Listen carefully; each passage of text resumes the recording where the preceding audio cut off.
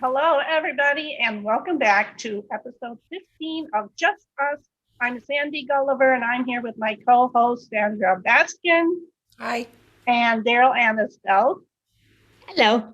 And today we welcome Matt Simon, who is a science journalist at Wired Magazine. Wired Magazine focuses on emerging technologies affecting culture, the economy, and politics. Matt covers biology, robotics, and the environment. Wow. He's also an award-winning author. So in a recent article, I follow Wired on Facebook. And so it comes by my feed every so often. And in a recent article, the headline just caught my attention, and it was about reentry anxiety. And it was so timely because I have been feeling very anxious for the last several months as we get closer and closer to being let out.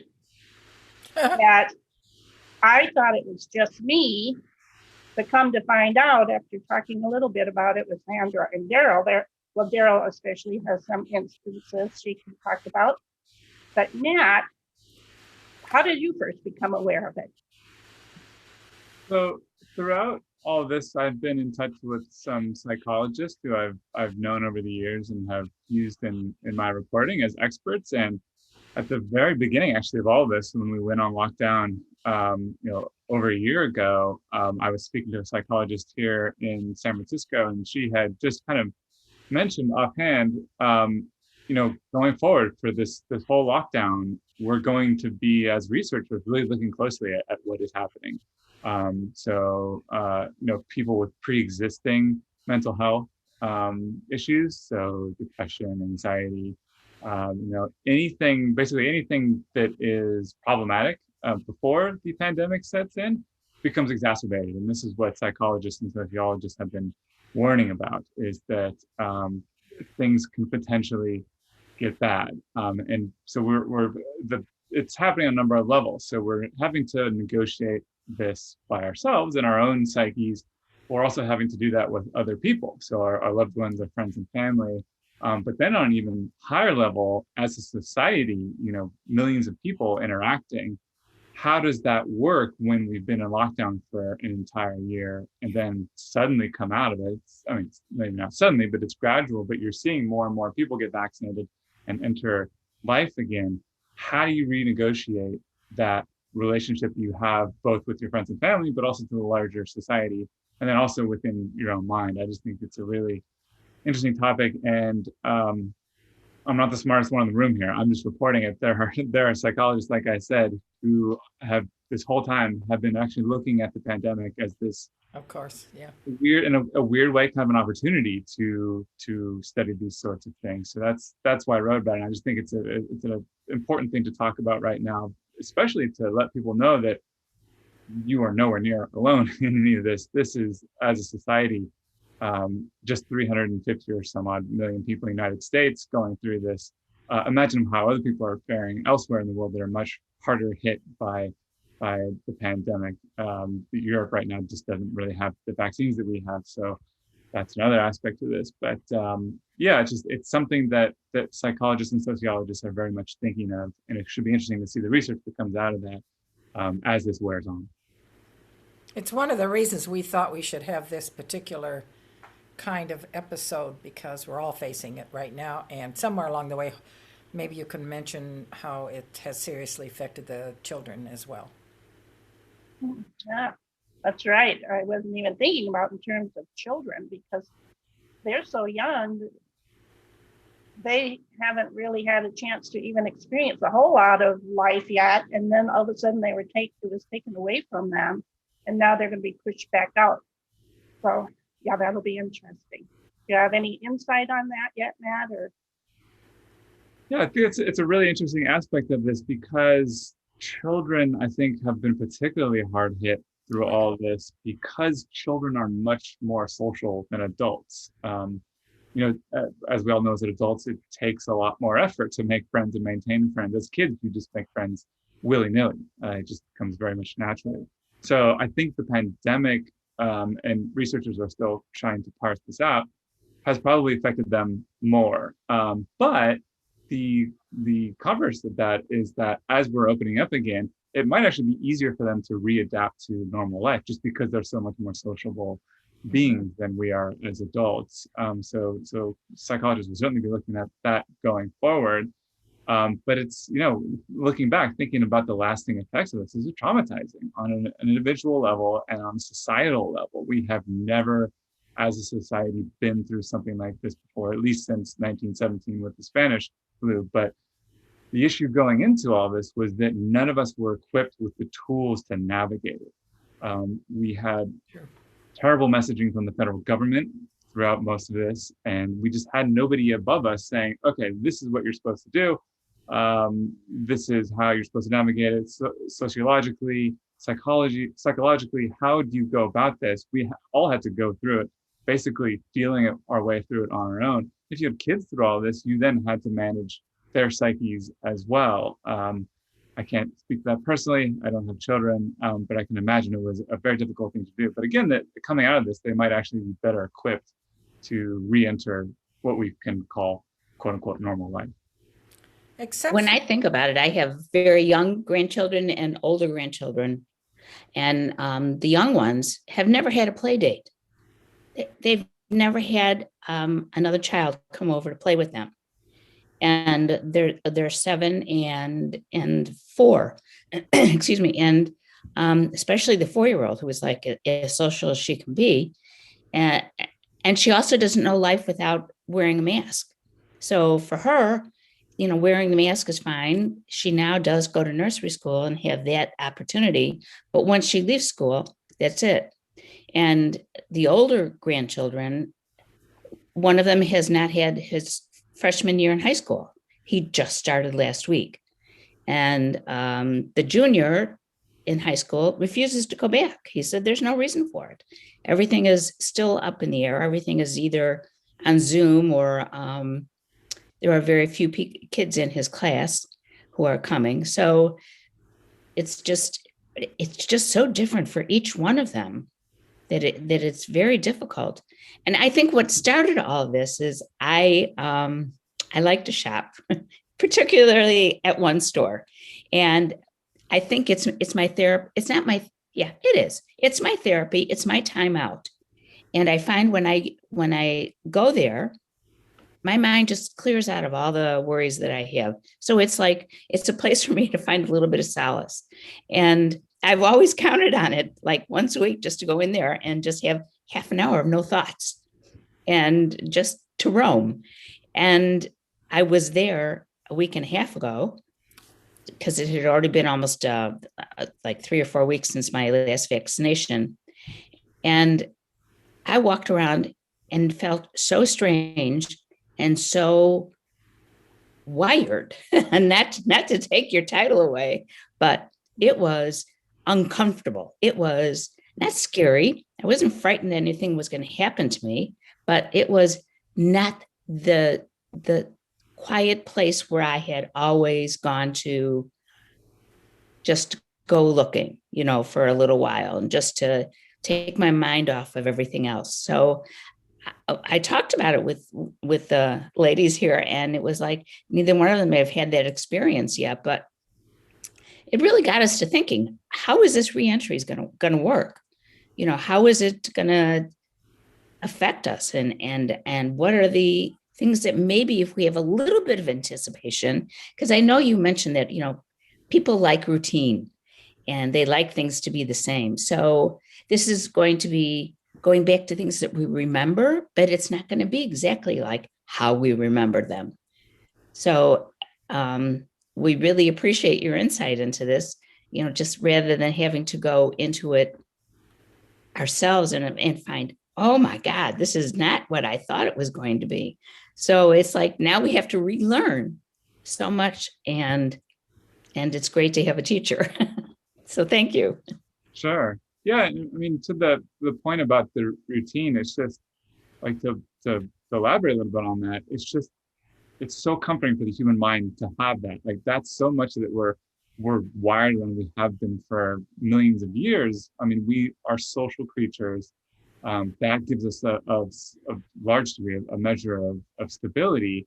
Routine is not having a tiger run out of the forest and eat you, right? If you stick together, that's if you stick to certain paths, you have that sense of comfort, and our brain just thrives on that. Mm-hmm. So I think that's why throughout all this, of course, there have been routines that have been unhealthy that people have picked up through all this. But as a journalist, I try to be as positive as I can, to buck the trend of just being cynical about everything, which is what journalists tend to do. But thinking positively about this, maybe coming out of it, we have picked up routines that are healthier, both mentally and physically. So, like over the past year, I've made more of a point to just put music on headphones and just sit there and just like not be distracted by anything like music. It's super relaxing, it turns out. It's good to have your mind just wander like that. I've been walking more. I've actually been keeping in touch with friends that are long distance that I hadn't really been keeping in touch with as much. So coming out of this, I don't know, maybe there will be routines. Like I spoke to, I think it was actually in the story, one of the psychologists said, yeah, I've been on a walk and there's a lady who plants flowers all the time in her yard near me. We talk a lot. Is that still going to continue? So it's part of this renegotiation, right? So we're going back to some semblance of normal life, which means we're commuting again. Maybe we don't have time for those kinds of relationships, but then maybe it's not going to require the sort of upkeep, every day walking past the lady who's planting flowers. But there is these new relationships that are forming out of this, and it's maybe a positive way, a positive thing in certain ways. But that's also to say in context that I personally come from a privileged position where I was able to work from home this whole time. I haven't lost anybody from COVID. I know people who've gotten sick, so I'm extremely privileged in that sense. I can say that maybe there are things that are going to be, there's like upsides coming out of this, very minor upsides. But for a lot of people who have gone to work, who have lost loved ones, it's this deep trauma that again is on this personal level and interpersonal level with the loved ones around us, but also on a societal level. We've lost over 550,000 people, which is just mind blowing to think of. And like, there's no going back to normal. As we're going shopping again, and that gives us comfort. But like in the back of our minds, I think it's always going to be, my God, what did we just go through? Also, my God, this is a dress rehearsal for the next pandemic, which is probably going to be worse. It was an awful virus. It is an awful virus, but there's worse out there. But maybe coming back to the upsides, again, trying to be positive here as a journalist, maybe we're now equipped with the tools, like the mental tools to be able to weather the next one, if we're lucky, if we're coming from positions of privilege. So I don't know. I'm trying to look at the bright side here as best as I can in a pandemic. I think we need to be positive, as you say. While it was happening, I spent a lot of time walking and noticing nature, the same nature that's been in my neighborhood all along. And look at that. Look at that. Not always been there. And I thought, I got to thinking, maybe this getting back to basics is the whole point. And maybe I like the basics better. But the fact of the matter is, the world is still out there. And I was very much active in it before. And I can't imagine not trying to go back into it. But it's all very confusing to me. I don't know how to go back into it. Yeah, and you're not alone. And it's, I guess maybe one of the other things, upside that might come out of this is better access to mental health care. So we've seen, physical doctors being able to do like teledoc or whatever, those things. But I think there's, in talking to the psychologists, they're saying, I think we're going to see a boom here where there's going to be better access to mental health care from just like telehealth wise, for people who maybe are out in rural areas that don't have access to just like a physical psychiatrist. So maybe that'll help. But then again, probably still going to be expensive, right? Just as a country, maybe coming out of this, we'll also see how important mental health care is and invest more in that so more people have access to it, hopefully. maybe we'll In my community, we have it started right away, a lot of walkers. Mm. Because we got in after March 13th, we started to get into warmer weather, so a lot of walkers. And it slid off a bit during the cold weather, but not as much as you might think. So people are waving at each other across the street, and people seeing each other or stopping at a front porch, down by the sidewalk. And sadly, I think that's wonderful, but I think that's not going to keep happening. Everybody will be going back in their life. Yeah, to be seen. I mean, walking has been a great tradition all around the world for other cultures. Just it's a thing that you do. Maybe we've been shaken into it now. It's of course healthy, but also from a mental health perspective, it's good to get out of the house for sure. So, yeah, maybe going forward, I at least will be walking more because I hate running. Basically, I need to stay. Not alone. Don't catch me running. But I have been living in this house for 30 some years. And in the last year, I have talked to more neighbors from a distance than the whole time I was living here. That's what I meant. Yeah. Mhm. And they're making plans to have backyard neighborhood parties. And once this is over and we can be closer, can we walk together? And so, yeah, that is one good thing. And like you said, will it last? Once everybody can go out and see their other family and friends, that they didn't care about us anymore. But it was Well, nice. to know that. Remember when that's so good to hear. I hope it does last. But remember when we couldn't drive and everybody was all thrilled. The birds were singing brighter and there was the smog, the air was clearer and Water was clean. yep, and we all said, "Gee, this is terrific." And as soon as the driving started again, everybody forgot about that. So I think that may That's what I'm afraid of. Yeah, me too. But smelling the roses, like all your walking and so forth, Sandy, and seeing things differently, I think somehow we just got to remind ourselves of that, I guess. Well, that's more of us. But probably everybody else. Hopefully people watching this segment will agree that we should make some effort to keep what we can, the good part. Or we can ask them to please comment with some of their ideas along with Matt's. Mm-hmm. Yeah, So how much do you think we have to anticipate it being different? I mean, do we go places with that in mind, or just try and keep aware? Or it's hard to be the same person that you were before, because if nothing else, we're all rusty just from not having, contact. You have some contact, but I can't imagine going to a grocery store and actually walking down the aisle slowly. I mean, I've got a down pat to half hour in and out, and that's it. That can't be all bad, though, Daryl, now that I think of it. It gives you more time to do other stuff. I have not been in a grocery store, so I can't even imagine. Same here. I don't want to go Well, back to the store. You got to eat. Well, that's why they have the pickup. I got a family member that said they're delighted to order online, and she's my son-in-law's sister, and she's just going to keep doing that. Mm-hmm. Have it delivered. Mm-hmm. But yeah, getting back. But I'm a hands-on kind of person. Getting back to your question, Daryl, about how long will we have these feelings? Is there a time when all of a sudden we'll be? I doubt it. I don't know. This is all. One article I read What? in this being PTSD. Is that accurate, Matt? Can be, sure, I think.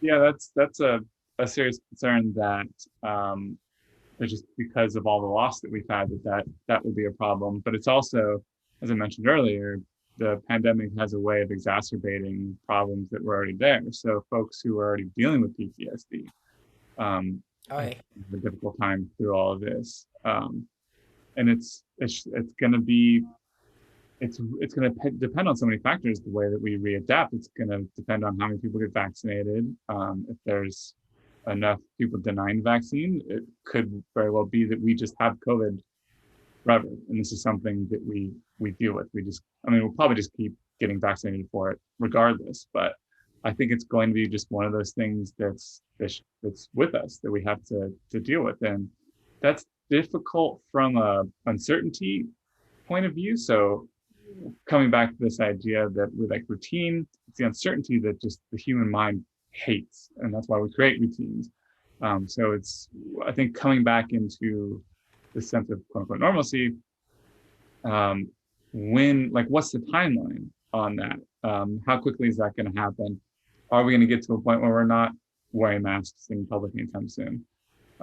Which, like in San Francisco, it's across the board. People are wearing masks all the time, but that's not the case anywhere else. That it isn't. Other places. There's just so many factors at play, and that's the uncertainty throughout all of this. Like, when is it going to end? In a year already? When are we going to get the vaccine? That sort of thing is still continuing. So it's not like when we're saying, okay, I got the vaccine, it's suddenly back to normal for me. It doesn't happen that quickly. Also because the human brain doesn't snap back that quickly. So we have these elevated level of stress hormones like cortisol that, like, as soon as you get vaccinated, I don't know, I haven't been vaccinated yet because I'm not eligible, but I don't know how you folks have felt if you've gotten it. Like, the stress probably doesn't melt away immediately because there's just so much uncertainty left there that people have to deal with. All three of us have been vaccinated, and I for one, I can go out there now, and I'm still scared. And if I do, of course, I would still wear a mask as advised. But it's like I can go out now, but I don't want to. And I'm just hoping sometime down the road that dissipates and I can start re-entering society. So, man, I've never been very good at what? Go ahead. At what? At going out to eat in restaurants. I'm not a restaurant goer, and but right now the thought of it is just like, oh my God, there is no way in the world I'm going to a restaurant and wait in line or just worry about the person who is leaning over me to pour water into my cup, my glass, or cooking.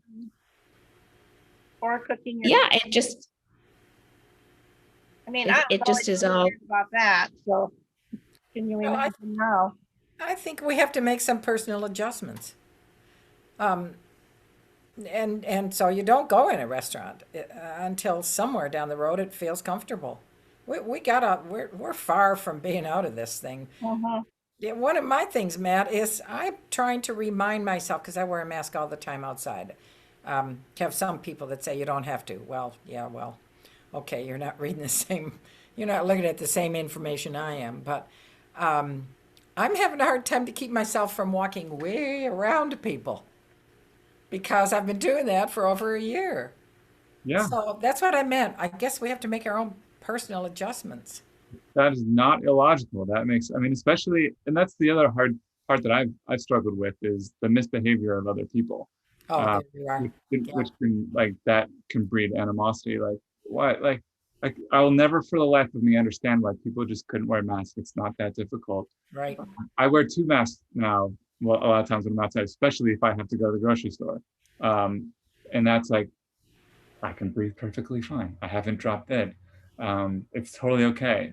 And I think there's a certain element of anger there as well that the psychologists are worried about too. Is like, we have, I don't know how we did it, but as a country, we politicized COVID. But there are folks who thought that masks were the devil, and that's just it. Like, what kills me is that then becomes other people's problems. It's your personal choice. You think it's an infringement on your freedom. Now we all have to deal with that. So there's, at least for me, there's a certain amount of anger there that I'm trying to get over. But I foresee in cities in particular that going forward, that mask wearing is just going to be a thing. I also don't understand for the life of me why people are eating indoors if they're not vaccinated. It seems Mhm. crazy to me.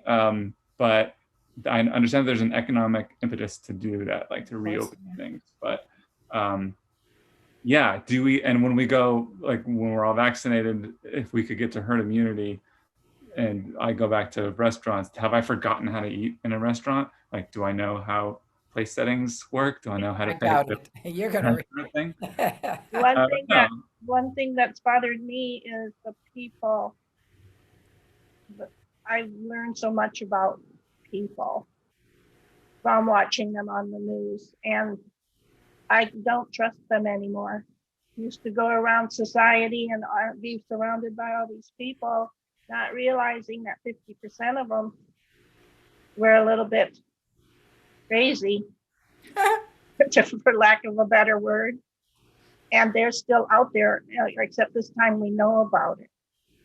And I really don't want to intermingle with them that much, if at all. That's going to be hard to separate them out, but You can't tell who they were before, and you can't It's tell. pretty easy. They're not wearing a mask, so you just stay away from them. well, no, that doesn't work because there are places you can't go in without a mask, so they could be the crazy people. But I just heard this morning a certain state governor said, "Oh, they're just about at herd immunity," but the real story is the seniors have been vaccinated enough to put the senior community at herd immunity. And so consequently, the rest of his constituents and the rest of the people in that particular state are going to think, oh, we're at herd immunity. So we weren't wearing masks anyway, and now we don't have to. No, we don't have to. Yeah, it's done.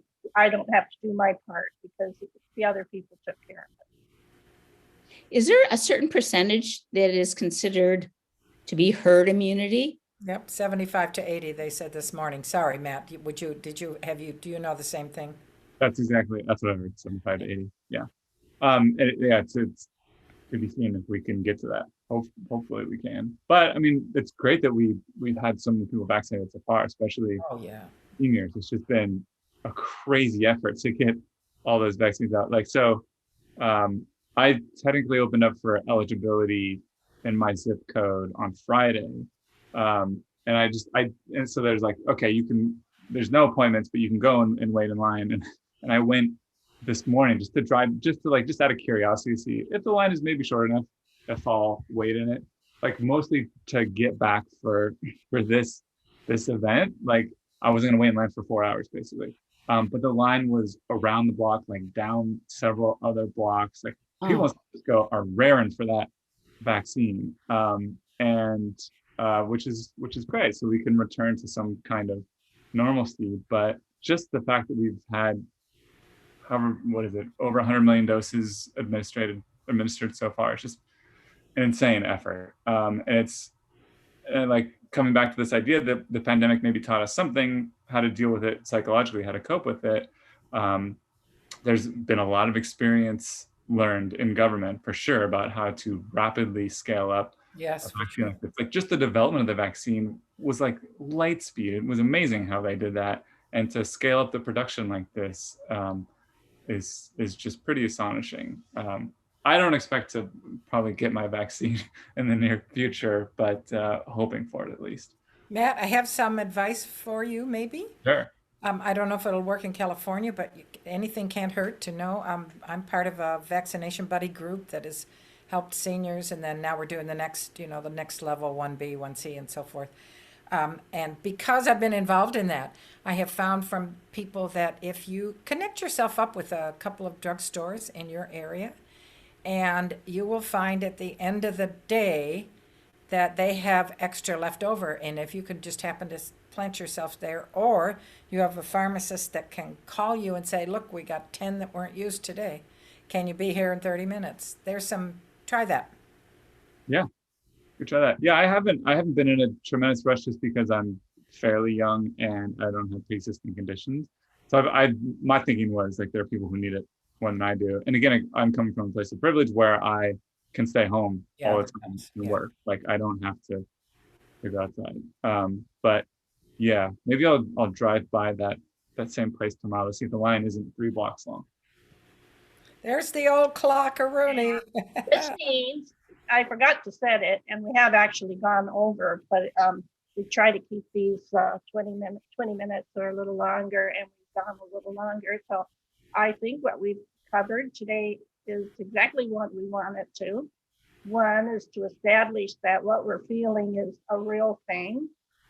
And two, we don't really know how long it's going to last.